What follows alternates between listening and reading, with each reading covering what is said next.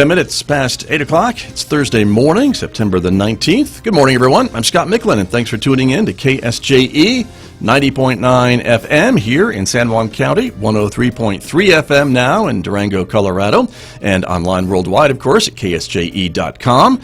Special good morning to our viewers who are watching us live on the KSJE Facebook page and YouTube channel. Welcome aboard, everyone. We are glad you're with us.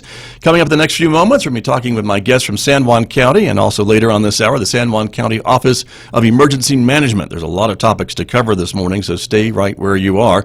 We'll get to that in just a few moments. Later on this hour, I'll check in with Jason Calcote from Citizens Trust and Investment Corporation. We'll check in on interest rates and the economy and what that all means for folks in the area this morning. And then, of course, Mick Hess will be here roving with the arts after the news at 9 a.m. Check out some arts news from Mick, some great classical music coming up at 9:06 on KSJE. And, of course, connect with us on social media, as I mentioned. Like us on Facebook. You can subscribe to the KSJE page on YouTube. Follow us on Twitter, and check out KSJE on Instagram as well. And here's the weather forecast real quick before we get started. 82 degrees for a high today with mostly sunny skies. It'll be 80 tomorrow, 75 in sunshine on Saturday, and 78 on Sunday. Overnight lows, as you can see, from the mid-50s tonight down to the lower 40s on Saturday night, back up to near 50 degrees on Sunday night.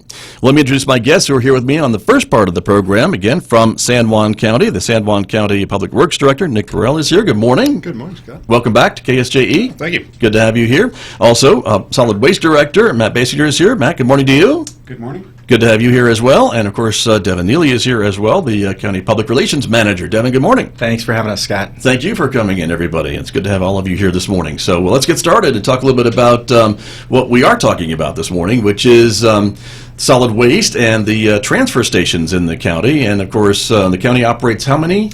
12 of these? 12 around the county. And that's a big number. It is a big number. And we have a big county, so I guess that would make sense, right? Indeed. And so there's been an increase, though, in the rates to use those stations, correct? Sure, Scott. So last month, the County Commission approved what I would say is a modest increase in fees at the transfer stations. But before I get into that, maybe I could describe what was the driving force behind that. Sure. Our solid waste budget's roughly $2.5 million a year in operations. It's funded by a 1/8 of 1% increment in our gross receipts tax, which are collected in unincorporated areas of the county. Those gross receipts collections have seen a reduction of roughly 53% since 2009. So obviously that's a sizable drop in budget. As residents are aware, as a result of those decreases, we did institute rates at the transfer stations in 2011. Which have been unchanged since 2011. In 2017, we began charging residents, or allowed Waste Management to charge residents at the county landfill. And in our FY 19-20 budget, we're anticipating roughly a $600,000 subsidy from the county general fund to operate the transfer stations. That's obviously a sizable amount of money in an economy that we're, gross receipts collections are significantly down. So our commission did task us with trying to reduce that subsidy. So one thing we took a look at was rates, which again haven't changed since 2011. So the rate changes that we did are in line with the consumer price index increases over that period, which would have roughly been about 30%. A $6 charge in 2011 should be about $8.50 now. Based on those CPIs increases. So that just goes along with inflation, basically, is what you're talking about, right? So if those rates had kept up with inflation, this would be what they would be charging today. That's correct. Okay. So for a resident bringing 1 or 2 bags of trash to a transfer station, pricing doesn't change. It's still $1 per bag for a 33-gallon bag of trash. If you're bringing up to 1.5 cubic yards, that price will now be $5, where before it would have been about $3. And for a full 3 cubic yard load, what would have been $6 is now $9. So again, I'd say a moderate increase in fees. That's anticipated to generate about $200,000 in additional revenue at transfer stations. So we still have a sizable subsidy from the general fund, which We're not putting all of this on the users. It's up to Matt and I to come up with an operations plan, perhaps with a reduction of hours, reduction of staff, to come up with that additional $300,000 in subsidy. So there will be more operational changes, but we're hoping this is, the fee increase that we proposed will be at least, a couple of years before we have to reevaluate fees. So. Right, sure. And Matt, let me turn to you a little bit about the job of collecting all this trash. And on these transfer stations, I mean, it is a county service to folks who live in some of the more rural parts of the county to be able to drive to one of these transfer stations and get rid of their trash and not have to haul all the way to the dump at Crouch Mesa, right? Correct, but it's also available for any resident of San Juan County. You don't have to just live in a rural area. Well, it's true. Yeah. If you're a resident of San Juan County, you're welcome at our stations. Sure. And even out-of-state folks are being available to use these too at a little different rate, though. Isn't that true? So that is a change. The previous solid waste policy did out-of-county and out-of-state residents were not allowed to use our transfer stations.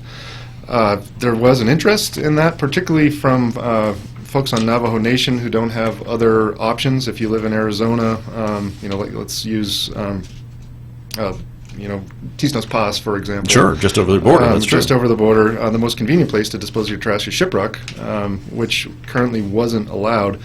So we did take a look at what the county's cost is per cubic yard of trash, and it's roughly $9. So what we proposed to the commission and they accepted was we will accept up to 3 cubic yards of trash at a rate of $9 per cubic yard for out-of-state or out-of-county residents. So it's at no cost to the county. It's we're not providing any subsidy, but we also are providing that convenience to folks who don't have other options. Gotcha. And Devin, Neeley, let me turn to you a little bit about what this means for folks, because I know folks always are concerned whenever there's an increase in the cost to get rid of trash that may be cause more illegal dumping. And of course, the county, I know, is working on ways to try to report that and get rid of that as well. Certainly, and San Juan County has been faced with a problem with illegal dumping for a very long time. There's already fines in place, there's already deterrence in place, and yet it's not stopping people. So we've already implemented a pretty robust program to clean up some of these illegal dump sites. We have an app in place, the Clean Up San Juan app, that's free and available for Android and iPhones, and it makes it easy to report these illegal dump sites because sometimes they're not cleaned up because no one knows where they are. So this program is already in place. We hope that a moderate increase of just a few dollars really is what it equates to. Just a few dollars isn't going to increase the illegal dumping, but we stand ready to continue to chase down those problems. And we saw just recently, if we want to mention that quickly, that San Juan County folks found this dump site. We had the Sheriff's Department out there, found the person responsible, and that person is facing charges for dumping. And that was within a matter of hours. Is that correct, Matt? No. So, the Sheriff's Department is vested in this as well to find these people responsible for illegal dumping. Right. And as I mentioned, the fine can be up to $1,000 and up to 90 days in jail. And for our viewers who are watching us on Facebook or YouTube, I will just let them know, our radio listeners know, that we're seeing an image of this illegal dump area. Looks like a bunch of trash, a piece of plywood, and goodness knows what else was out there, but fairly extensive and large collection of trash. So what pops to my mind is you see the trash there, and Matt was out on that to clean that up. How much trash was it, Matt? It was well over 3 cubic yards. Okay, but the fee to dump that would have been a few dollars? Call it $9. $9 to dump that, as opposed to $1,000 fine. $1,000 fine and 90 days in jail. So really, what you need to do is you need to weigh whether it is worth it for you to. Probably that was further than a convenience station for somebody would be my bet, with as many convenience stations as we have in the county. So we rely on the public to not only help us find these illegal dump sites, but to do the right thing and make sure that they're putting the trash where it should be going. That's true. Very true. Well, again, it's an important reminder, and again, that app is available for both Android and Apple iPhone users. That's correct. Clean Up San Juan, and it is free. All right, there you go. Thank you, Devin. And so, gentlemen, with this new change, I mean, you're hoping, obviously, to keep all the stations open with all 12, right, that we have here in San Juan County, and being able to help those folks who find them convenient to use. That's right, Scott. Okay. Very good. Also, we want to talk a little bit about Hazardous Waste Cleanup Day and Collection Day, which is happening for the county. That's happening this weekend, right, on Saturday? Sure. So Saturday is, we do a twice annual household hazardous waste collection where county residents, as well as residents of Aztec, Bloomfield, and the town of Kirtland can dispose of hazardous waste free of charge. That's paint, automotive fluids, oils, fertilizers. In the past, the city of Farmington has participated in that program. This year, they opted out. They have their own collections program where Waste Management will provide curbside pickup. I think it's at the request of citizens. It's not a scheduled day. It's a kind of an on-call But system. it's at any time throughout the year, is my understanding, It is. too, in the city of Farmington, so that's different. So this year, when you do come, you'll be asked to provide proof of residency. That can be your driver's license, that can be a utility bill, but we will be checking, and if you are from the incorporated portion of the city of Farmington, you will be turned away and given a flyer that does have the information for how Waste Management will do the collection at your house. Okay, but if I'm not, and I live in the county, or I live in Aztec, Bloomfield, or Kirtland, I can come to the one location. It is. It's going to be at the county offices at 105 South Oliver Drive in Aztec. I'm sorry, 101. 100. 100. 100. Okay, it's one of those. 105 will get you there, too. If I'm you sure. turn on South Oliver, you will probably not miss it, so, but there is that. But yes, and it's from, 9 to 1 on Saturday? 9 to 1, yes. Okay. And things that we can bring, as you mentioned, auto fluids, brake fluid, antifreeze, household cleaners. I'm looking at the list here. Gardening chemicals, insecticides, all those things that are really hard to dispose of. This is kind of what you're talking about. But there are some other things you shouldn't bring. It is. There's the list of things you can't bring. Any medical waste, explosive. I never know how to get rid of my medical waste. I don't know how to do that. It's but I'm not still a yard looking. waste cleanup, so no yard debris. Right. Okay. No appliances, tires. That stuff all still needs to go to the landfill or transfer stations. Gotcha. And it's only for residential waste, not commercial Okay. waste. So if you're a painting company and you have a whole bunch of extra paint, don't show up with your truck that says Joe's Painting and expect And to try to get rid of it. Yeah, Indeed. understood. That makes sense. And Matt, again, all this stuff has to be dealt with differently, right? When we're talking about trying to get it disposed of properly, and that's why you have a separate collection for it, right? These items. Right. We can't accept any of these listed items at our stations. All we Not at the accept transfer, not at the dump, the landfill, right? They all have to go to separate places, right, to be Yeah. properly disposed of. Right. So Which is all- why we have these special events. Exactly. It's a specialized contractor that the county hires for these events. Gotcha. Okay. But it is happening this Saturday. This is the second time, twice a year, and this is the fall, and then there won't be another opportunity until spring.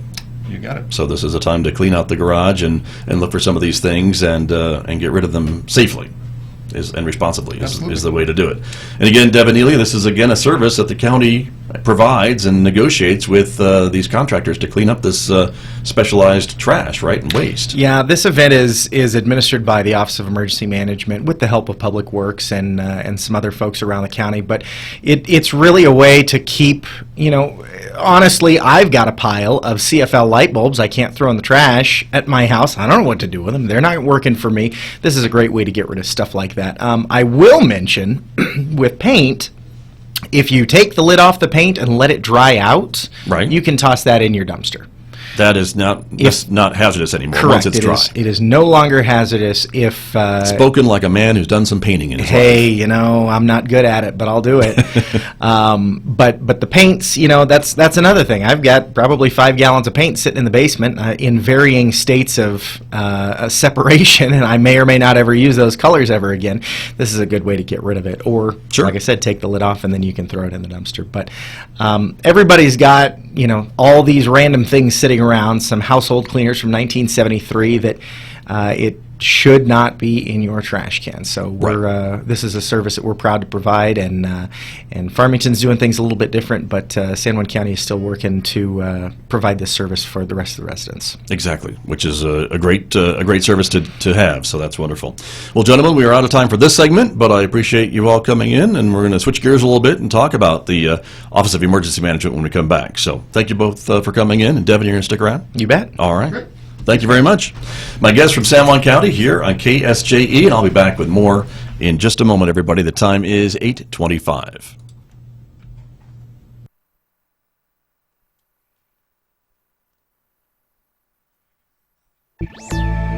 When it comes to climate